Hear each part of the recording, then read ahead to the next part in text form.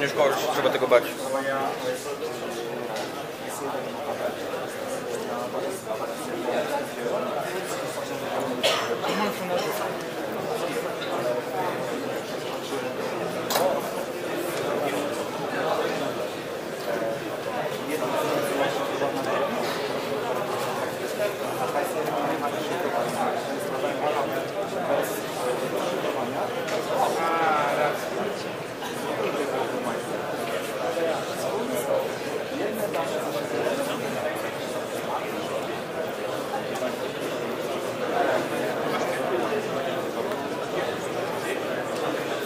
Okay, hello everybody. Let me welcome you for this presentation about the command pattern. First of all, I would like to tell you that there's a small contest at our stand, so you can win a few gadgets from us and our partner. There's also some IntelliJ license, so excuse me, PHP Store license. So please join us at our stand. There's some retro true to win contest, so let's join. Let's join it. What's more, you can also win a few gadgets during this presentation. If you will ask the best question, I will share some of the gadgets with you. Another pack will be available also at my colleague presentation about BHEAD and BDD, which is just after this one. First of all, let me introduce myself. My name is Łukasz Chruściel. For the last 4 years I worked for Silius. I'm right now a software engineer, speaker, trainer. You can find me on Twitter and on GitHub. And as an introduction to this presentation, I would like to tell you some fairy tale. This is just a story, a little bit colorized, about the thing that happened in our company and some project that we created. So, once upon a time, Pavel, the founder, came to me and with some brilliant idea about the shop app API for Silius. So basically, we would like to provide some really easy to customize and easy to use with the JavaScript frontend API for our platform. The idea was great. It's with pleasure to work with API. So I said, sure, why not? I'm kind of an API guy at the end. So especially it's pretty brilliant to work with, to test it. Why not? But there was a problem. What kind of problem? The problem was that our current card implementation were covered to the UI and forms, so I had to rewrite whole logic in API. How it looks like you can also check in our plugin, so you can see how it works right now. But before I end up with this implementation, I need to find a solution. What was the solution? The solution was the command pattern. Why? Basically, command pattern represents user intention. So instead of some data-centric approach, I start to thinking about the user behavior in terms of action. So there wasn't no changing the quantity of order item. There was an intention of putting something to the cart. It was when customer came to your shop, he's picking up a card, then putting some items to this card, and then he's going to the checkout, and then he's counting some parts of it. But let's move back a little bit to command pattern. It starts as a behavior pattern from the gang of 4. You probably know these 4 guys. A lot of design patterns came from them, and basically the main idea was to gather all the information that is required to perform some action, and then schedule it for later so it can be processed somewhere in future. And the main idea was to move from data-centric application to the process-centric. So basically, we are not working with the Excel sheets anymore. We are working with customer intention and some process that's happening in our business. When we combine command pattern with the service layer, we have a command bus. But what's so great about the command bus is that finally we have a perfect option to have a stateless implementation of our business logic and some command that will gather all the information that is required to perform this action. As a result, we can have different entrance points to our application, but still the same behavior. It saves us a lot of energy to be sure that every action, no matter how it's dispatched, is handled the same way. The important thing is that commands change the state of application but never return anything. So basically, you cannot return some values from the command. It's always dispatched to the command bus, and then at some point it will be proceed.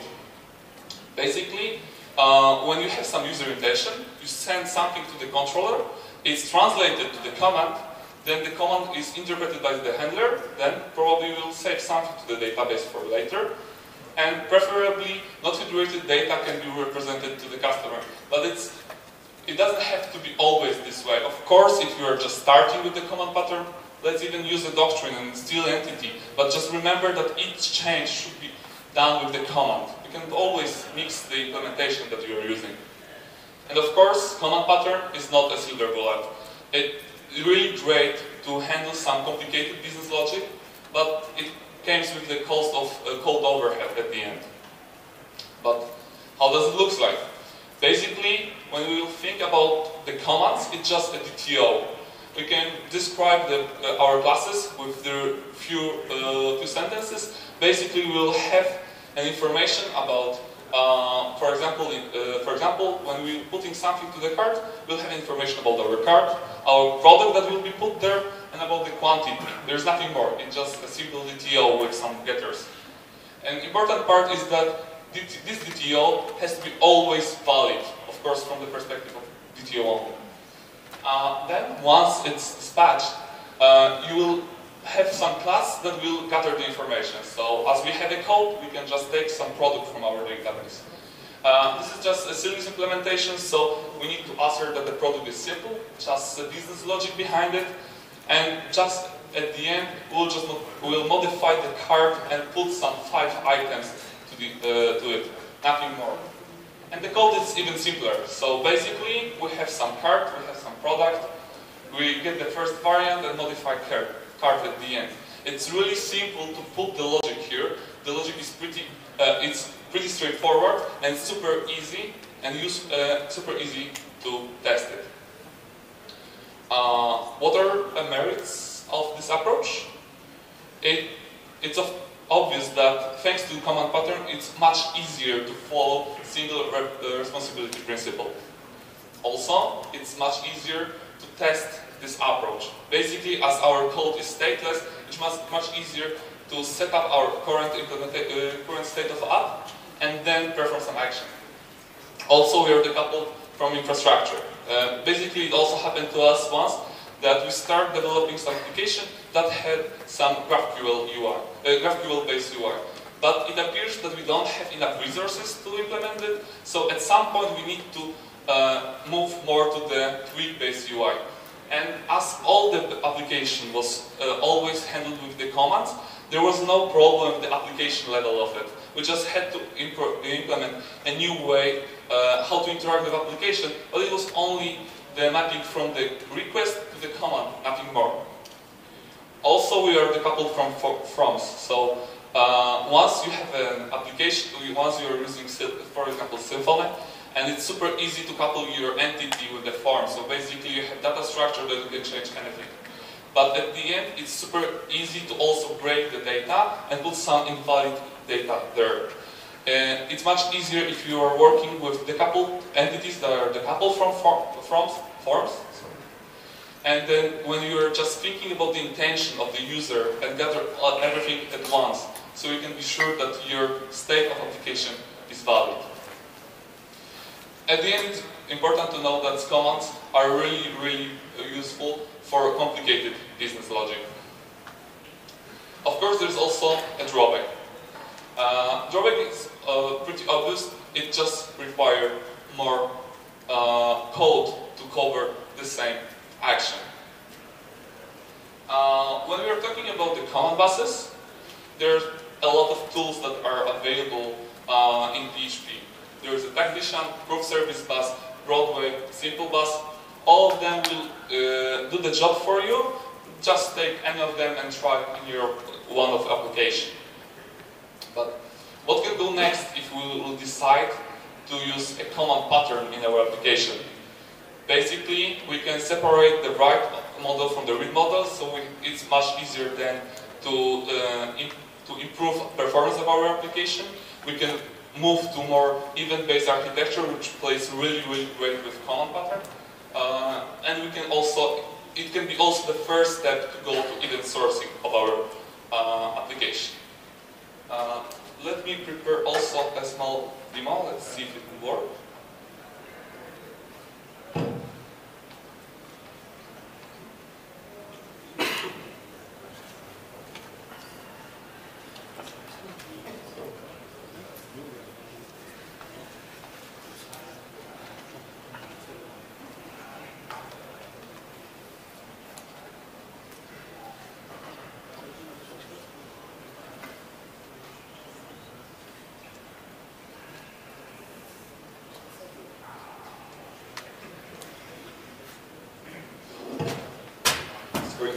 Just a few more minutes, please.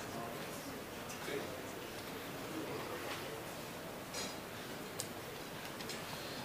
As I told you, one of the biggest advantages is that it doesn't matter how you put your data to your application. So basically, it's not only about the GraphQL, REST API, and UI. You can also use the same approach to set up your application from the test environment. Basically, once we are thinking about registering the customer, we have, this is just a behave scenario that represents some sample action of customer registration. So basically, when the customer comes to us with some email and password, we just want to put him to the database, and then he should probably be able to log. Of course, this is just a simplified logic. Maybe you would prefer to have some validation of it, or maybe some confirmation of the mail, but just let's simplify the problem. From the perspective of application, we will need just to create some command that will contain all required information. So once we will map this sentence to the intention, we will wrap everything that we need. We'll end up with something like this.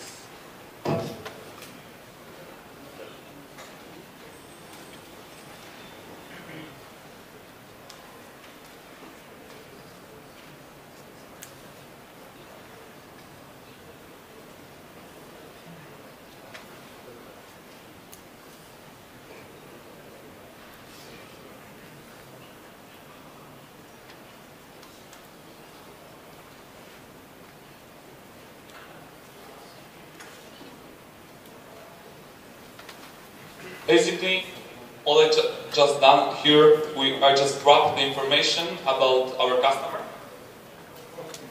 to the one class that will contain this information.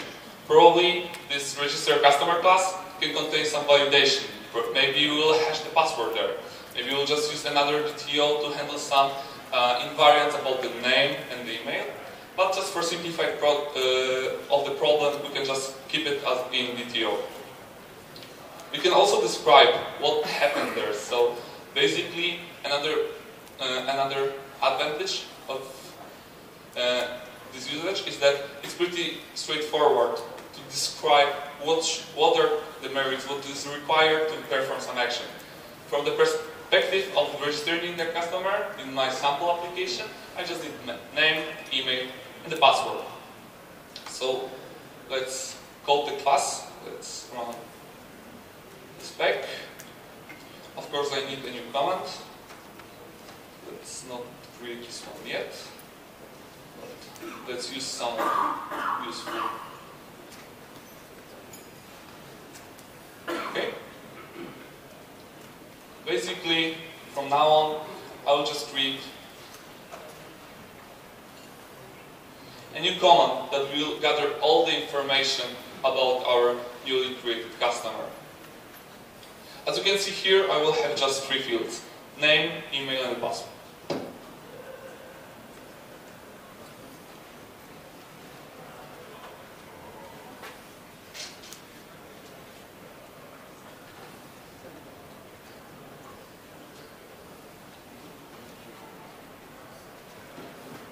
Just for simplicity, I will just use all of them as a string.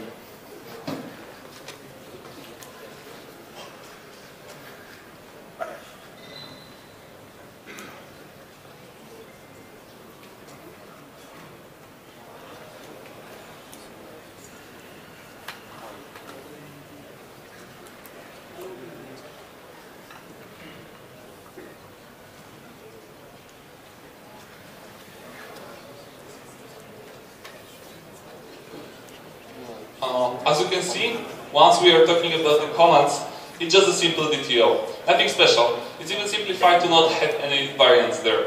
So basically, I take name, email, and password, keep it in the command, and then the whole logic is gathered and in one class.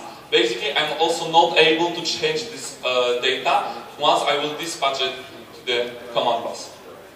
Let's see if it will work. If we have more class than pass, still not thinking about the command handler. It's not enough to create a command. We will always need to also interpret the command some way. In my simplified project, it just specification of my class is also pretty simple. I just want to add a new customer to the database based on this command, but this command will not know how this data came from. Right now, I'm only working on the level of the application from the test perspective. There's no even entrance point to my application. Maybe I will implement it with GraphQL, maybe I will interpret it as from the REST API. It's still not set. I can start working on my business logic without even taking a decision how it came to my application.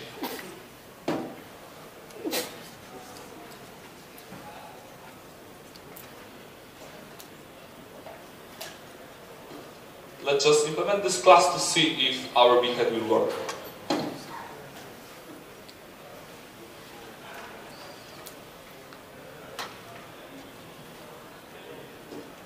What I will need here is just some sample repository that will contain our newly created customer.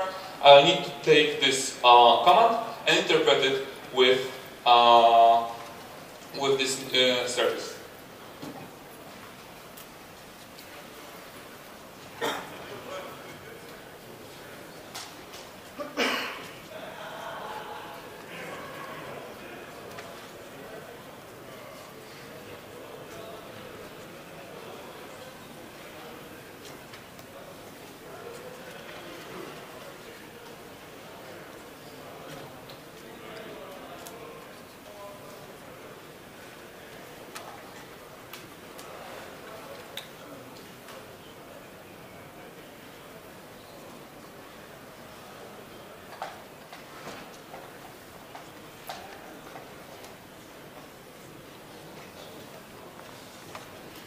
As I told you, this example is really simplified, so I just registered the customer only with the email.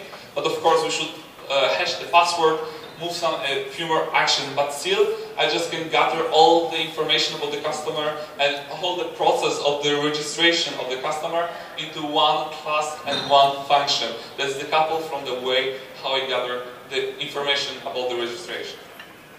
Now, if I will run the basic spec, so basically, this description that there's some handler that will be constructed with the customers, some abstraction over database. It will just it registered customer. So basically, once the registered customer command is executed on this class, it will just add a new customer to the database. So even without touching any connection to any REST API, any GraphQL, anything like this, I created the first business logic in my application. Now, if I will just move back to our description, we see that from the perspective of the business, from the things that we need to gather in this scenario, you just need to register the customer and then just take the customer from the database. Just as a preparation to this speech, I prepared some sample applications. So basically, from the level of application for me, if the customer can log in, it means that basically there's just a customer in the database, so I can find him. But let's implement the API level of our application. Now we don't need even to touch any handler, any comment. Let's see if it even works.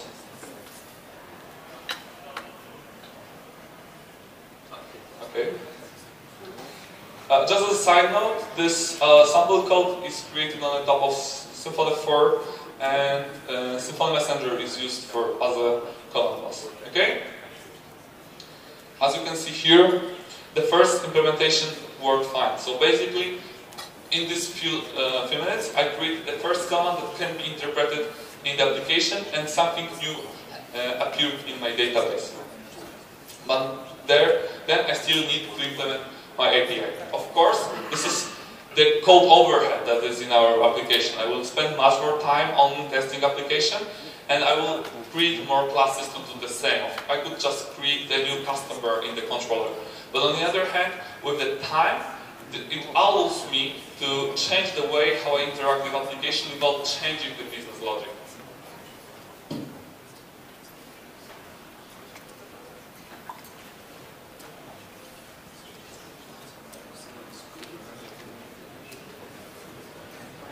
Basically, from the level of REST API, to create some new customer, I'll just need to send a post request for some customer's endpoint with name, email, and password. And just as a return, I expect to receive 201 code.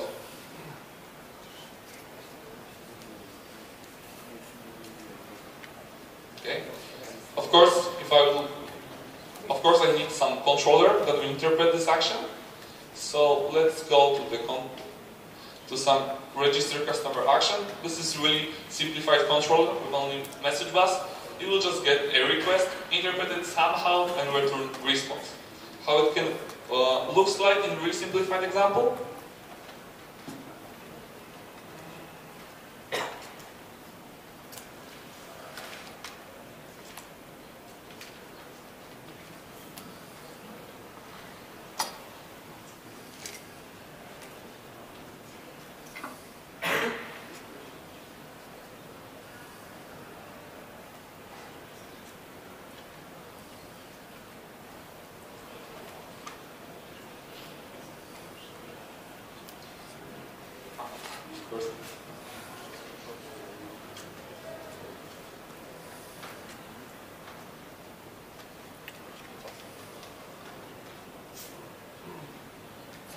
Now it's much better.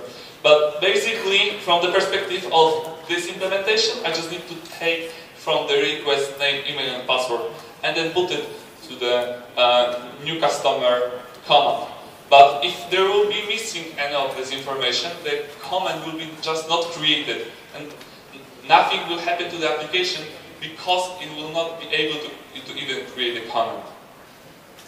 So basically, right now, I'm also able to interpret the application. Oh, of course.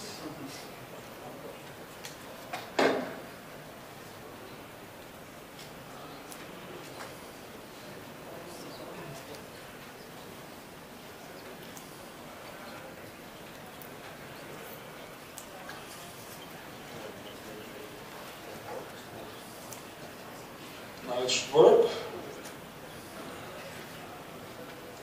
And of course, I need somehow to fetch the data from the database to just see if I can log in to my application.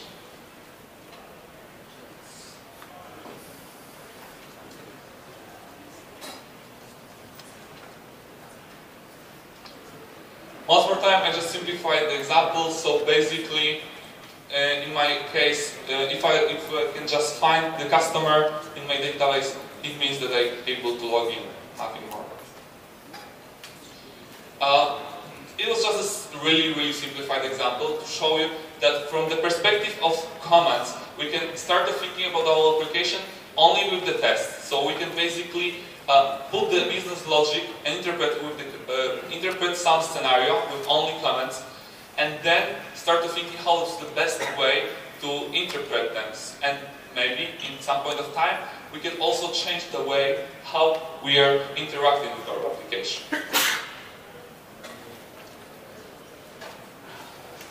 Just as a summation, from the takeouts of this presentation, I would like you to remember that command can be fun. They're really easy to use. I know that my example was really simplified, as you can see that I put some business logic in separation of the application. They're really easy to use. They're even easier to test. And in the long-living application, the only constant is the change. So basically, we need to be aware that at some point of time, the way how we are interacting with our application will change.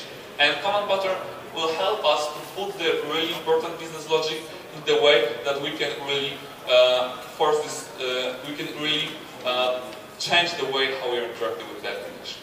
So, this is all I prepared for you for today. Hope you enjoy it. If you have any feedback for me about this application, please join me somewhere.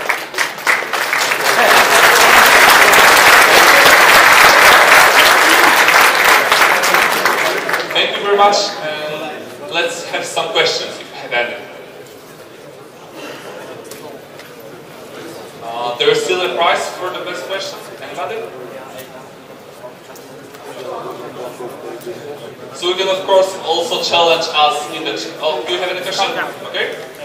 Would you like to use a microphone? The question can be also in Polish.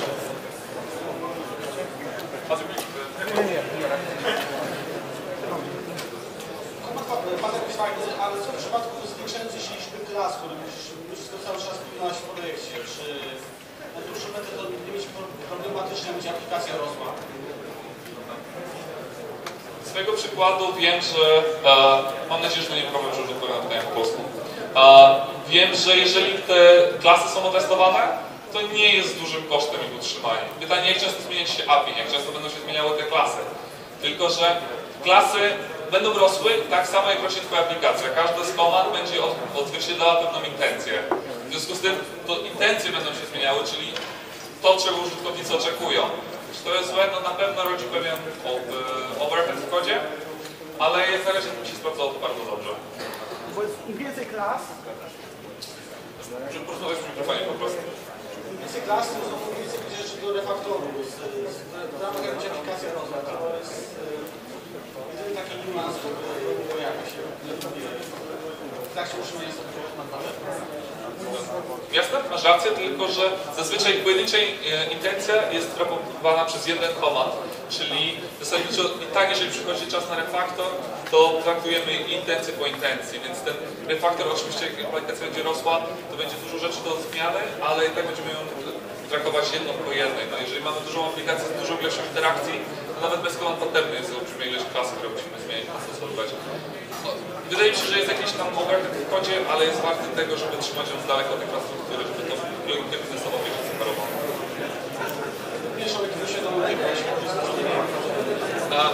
Absolutnie musimy dobierać rozwiązania do problemów, jakie mamy. To nie jest złoty środek, to nie jest rozwiązanie na wszystkie problemy. Proste kodowe aplikacje dużo lepiej się rozwiązuje innymi rozwiązaniami. To jest idealne rozwiązanie, kiedy mamy skomplikowaną logikę biznesową, która będzie trwała długo i którą nie chcemy, żeby była zależna od tego, jak z nią interpretujemy. Tu się chyba zgadza.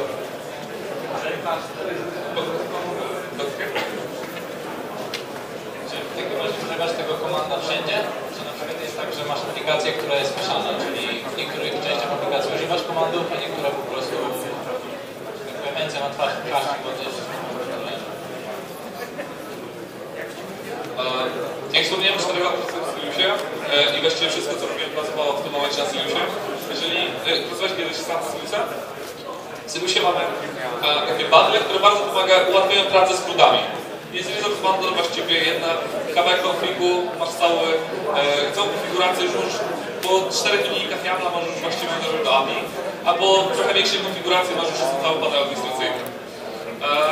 Brzmi to magicznie, możliwe, że zrobimy o tym kiedyś prezentację, aż tak magicznie nie jest. W każdym razie, jeżeli chodzi o encykl, proste, grudowe, to jest najlepszy sposób, bo jest dla nas szybki i reprezentuje wszystko, co potrzebujemy. Natomiast w momencie, w którym mamy skomplikowaną logikę biznesową, no to common.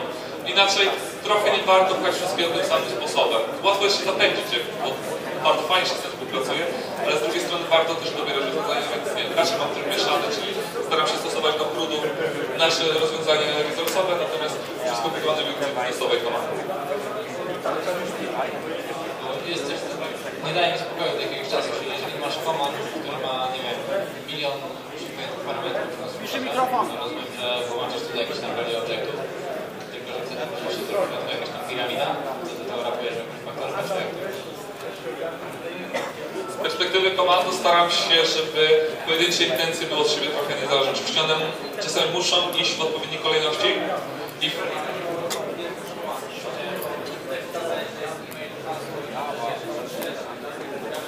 oczywiście. Jako nasz trafik chyba największy, kiedy adresowaliśmy koszyk. Zasadniczo jeden komand miał jakieś wybazowe informacje pozbawiał na adresy. Jeden adres to dokładnie 5 informacji. No myśmy w jednym komendzie po prostu zawarliśmy shipping adres, mailing adres, tak było wymaganie. No to shipping adres i mailing adres były po prostu wrapowane do adresów. Adres jako value object miał własną walidację na poziomie obiektu. I potem na poziomie komendy mieliśmy trzy parametry, czyli 2 adresy i jeszcze jedną zmianę, którą potrzebowaliśmy. Chociaż łącznie było tak naprawdę 11 przyjmowanych aplikacji. Więc no, staramy się po prostu drapować tak, robimy taką piramidkę, ale staramy się tak je rozdzielać, żeby były sensowne i niezbyt nam wpływy. No jeżeli nam to bardzo wpływa, to też oznacza, że przewidujemy, że gdzieś jest problem z naszym designem, może powinniśmy coś trochę inaczej projektować. Taki zabór bezpieczeństwa, że okej, tu coś się nie do końca dzieje, może powinniśmy to przemyśleć.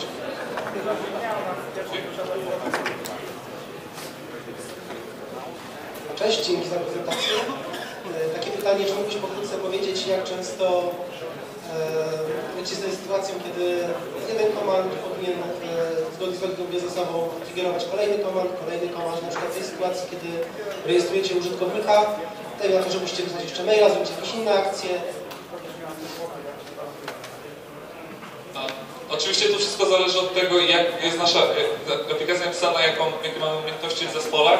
Z jednej strony teoretycznie najładniejszym rozwiązaniem byłoby może pójście w event sourcing albo event-based application, no bo zasadniczo nasz command będzie wtedy w pewnym momencie zakończy się, więc w naszym systemie powstało zdarzenie. Użytkownik się zarejestrował. Możemy wtedy użyć event passa, który też jest w pewnym formacie, używa command passa i kilka aplikacji może na to zareagować. Jest to po prostu następny krok podczas ewolucji naszej aplikacji. Być może na początku prościej będzie nam rzucić większe rzeczy do jednego handlera, po prostu dlatego, że ewoluujemy naszą aplikację z jakiegoś legacy. Być może użyjemy po prostu symfonowego event dispatchera, gdzie to jak nam prościej po prostu uzmysłowić pójść. No, kod cały czas ewoluuje. Najpiękniej wydaje mi się, że rozwiązać by to było event passem, natomiast musimy korzystać z tego, co mamy, jakie mamy umiejętności w zespole i ile mamy czasu, więc... Jeszcze jedną rzecz chciałem zapytać, czy stosujecie takie podejście, że odpalacie komand, obsługuje go konkretny handler i ten handler odpala kolejny komand. Czy stosujecie na chain?